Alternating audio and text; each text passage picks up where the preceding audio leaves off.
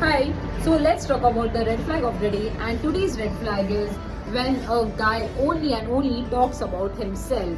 Yes, hear me out, girls.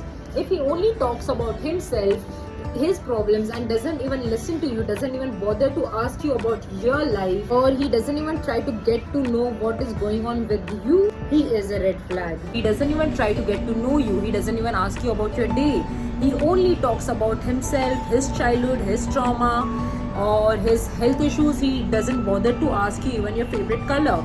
If you talk about yourself, if you even share a minute detail about yourself, he will simply acknowledge it with one liner or one word and then immediately start talking about himself.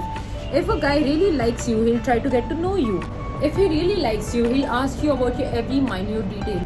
Trust me, girls, he will ask you what was your childhood like, he'll ask you about your day, he will ask you about your favorite color, he'll ask you about your favorite food, everything. But if he's not trying to get to know you, he doesn't ask you anything about yourself, he is a red flag. He is simply addicted to your feminine energy. He knows that what kind of nurturing, loving, caring person you are. He knows you are a kind person, and that is the reason he will just use you as a therapist. He will simply come into your life and trauma dump on you. He will only talk about his problem and literally be the parasite in your life.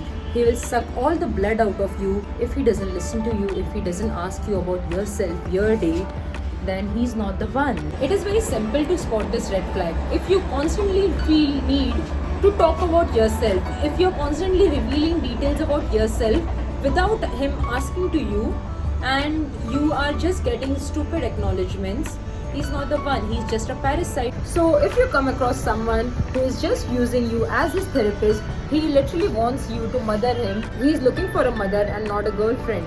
And sometimes they might also use their trauma as a reason to disappear from your life and then re-enter your life.